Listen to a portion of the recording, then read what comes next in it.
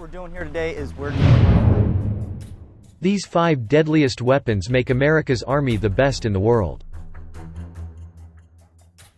The United States is the most formidable military power the world has ever seen. Arguably, since the end of the Cold War, America has enjoyed a level of dominance unparalleled in history.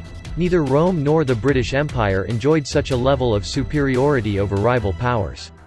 While the American military is not the largest on Earth, it is by far the best trained and best equipped force on the planet, putting rivals like Russia and China to shame.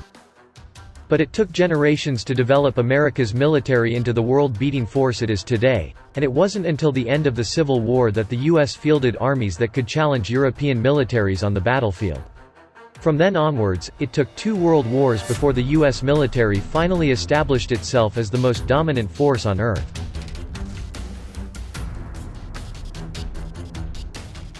First fielded during the American Civil War, which to this day is the deadliest war in U.S. history with over 600,000 military dead, the Gatling gun was one of the first rapid-fire weapons in history.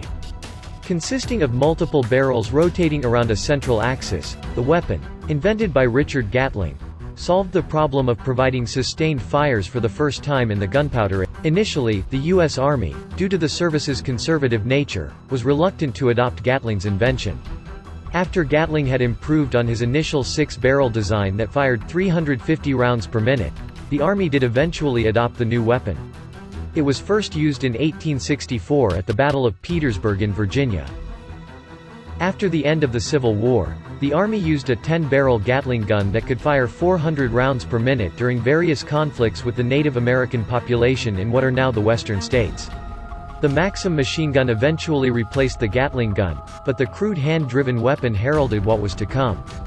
During the brutal trench warfare of World War I, untold thousands fell to machine gun fire. The United States developed the atomic bomb during the height of the Second World War under a program called the Manhattan Project. The project kicked off in 1939 when the Advisory Committee on Uranium told President Franklin Roosevelt that the element would provide a possible source of bombs with a destructiveness vastly greater than anything now known. Work on the bomb went into overdrive after the attack on Pearl Harbor on Dec.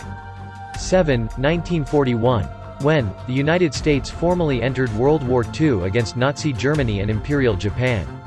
Much of the urgency was driven by the belief that the Nazis were working on their own version of the bomb. The project eventually succeeded and yielded the 2 weapon designs that ultimately brought the Second World War to an end. On August 6, 1945, a lone B-29 bomber called Enola Gay, commanded by Col. Paul Tibbets, destroyed the city of Hiroshima with a single 15-kiloton nuclear weapon called Little Boy. A few days later, a 21-kiloton yield weapon called Fat Man destroyed Nagasaki on August 9, 1945. Seeing the writing on the wall, the Emperor of Japan ordered an unconditional surrender. The world would never be the same with the dawn of the atomic era. Since the 1970s, one of America's decisive advantages in war has been its ability to hit targets precisely. During most of history, war has basically been about throwing a huge volume of fire at a target with a small chance of actually hitting anything. The introduction of precision-guided weapons changed all that. For example, when the 8th Air Force launched a massive air raid to knock out German ball-bearing plants in 1943, it launched around 400 B-17 bombers to hit the targets.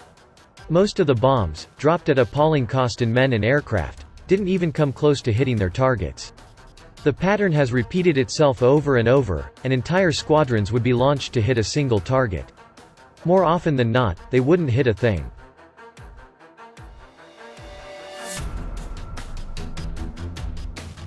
That all changed towards the end of the Vietnam War.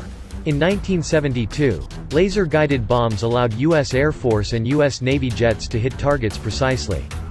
Instead of dozens of jets trying to strike a single target in vain, one jet could hit multiple targets during a sortie. While in 1972 there were only a handful of precision-guided weapons available, in 2015 almost all weapons dropped from American warplanes are precision-guided. Precision-guided weapons have given U.S. forces the edge for the past 40 years, but it's an advantage that is starting to slip as other nations develop their own equivalent weapons.